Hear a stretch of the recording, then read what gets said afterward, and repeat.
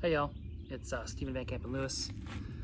It's the middle of June, and it is the steamy, hot time of year here in Texas. Our wet season has gone away, and so all of the moisture is still held in the soil, but the temperature is trying to get to 100 degrees, so it's both hot and humid. In a couple more weeks, the moisture will have evaporated from the ground, and it'll only be hot in a couple of weeks. The moisture in the soil will have evaporated, and it'll be much drier. It'll be like 20% during the day and then bounce up to 80% at night. So, you know, it's a little more comfortable, but by then it'll probably be 105. So any sort of comfort that comes from drier air will be replaced by higher temperatures. So, you know, it is what it is. The orchids absolutely love it. They do, at least the ones that I talk about on my channel, they really seem to enjoy and thrive in that super, super hot time of the year.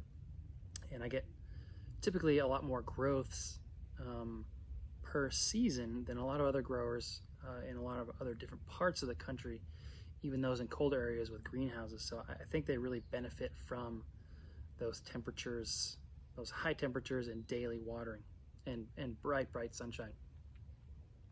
That said, today is more of a show and tell rather than a cultural discussion, and I have two small plants. Yes, this is obviously very small.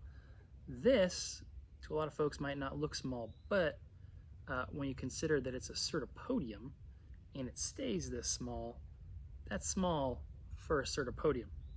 So what I want to do is talk about these two plants, and I'll turn the camera around and zoom in on them. Before I do, I will tell you what the name is. This is Epidendrum magnoliae. It used to be called Epidendrum conopsium, and this is the farthest north, the northernmost ranging epiphyte here in the United States. So this little teeny guy I got from a friend of mine in Georgia, Noel. Noel sent me one of these. As you can see, it was mounted on a plaque. Mounting in my conditions is it's a little too dry here during the summertime. So what I did, which I always do when I get a mounted plant, rather than pull it off, I just plunk it into a pot like this, and they seem to do pretty well. So I got this from Noel just before our great freeze here in Texas in February. And it, as you can see by the fact that it's blooming, it's doing pretty well. This is Cyrtopodium flavum, and as you can see, maybe you can't see, maybe these flowers are off the screen. You can see how tall that spike is compared to the rest of the plant, and bright yellow flowers. Kind of smells like soap, so not pleasant but not unpleasant. Anyway, let me turn this camera around and we'll zoom in on these guys. All right. Here's the Epidendrum magnoliae. And as you can see, there are 3 growths on this little guy. And the flowers are kind of cool. Check these out. They're a little itty bitty. You'll notice there's a little white around them. I'm getting some bugs. These aren't mealy bugs. They're these sort of leaf hoppers that create this white moldy stuff around them, and then they themselves look like mold as well. It's very bizarre. I've never seen them before, but I'm getting a lot of them this year, probably from all the crazy amount of rain we've been getting here in Texas. But just a cool little one, and like I said, I hope this is zooming in appropriately. How would I do this? There we go. So this is an American endemic, and it ranges from Florida up to the Carolinas and then into Georgia. There's a break along the Gulf of Mexico where it gets dry here in Texas, and then the species is found again in Mexico in similar habitats where the annual moisture permits them to grow as epiphytes. So it's a pretty wide-ranging species. Supposedly there's a couple of subspecies. The Florida subspecies is different than the Mexico subspecies, but kind of a cool little deal. And again, I really hope this is zooming in. Teeny little flowers. To me, it smells a little bit like cooked shrimp. I've had other people say it smells like honey. I feel like neither of those are particularly related to one another, but scents are weird like that. This is the Cyrtopodium flavum. You can see the name there. And this is one of my terrestrials. It grows clay pot, 50-50 peat and peat moss and sand, and seems to really like that.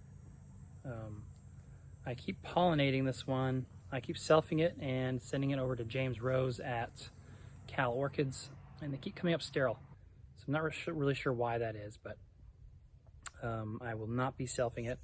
And when it is not pregnant, it typically blooms for me 2 times a year. So I'll get a flush of growth now in the spring, as you can see by this new growth with the spike here, and then another one in the fall on its next new set of growth. And let's see, hopefully this shows up nicely. You can see it's a nice, really nice orange with sort of a brighter orange, a nice yellow with a brighter orange lip. You can see a bunch of dots. This year's intense rain and humidity has caused some molding of my plants, of my flowers, and it is what it is. It's sort of a trade-off here where we get lots of rain and the plants grow really well, but if things bloom, they're going to get kind of moldy quickly. So, and like I said, this one smells kind of like soap, just a bar of soap. If you were to take it and shove it under your nose, you now know what this smells like. So, like I said, not pleasant, but not unpleasant. This one gets treated in the summertime, just like the rest of my Cyrtopodiums. It gets watered almost every day, and it gets full sun from basically sunrise until about 2, when the shade of the oak trees kicks in, and then suddenly it's down to about 50% humidity, 50% shade.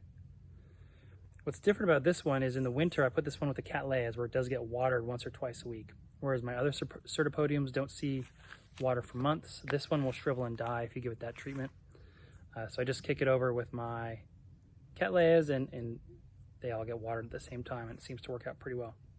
I did chop this one up recently, so it's smaller than normal, but I anticipate several new growths coming in after this one, so sometime this fall.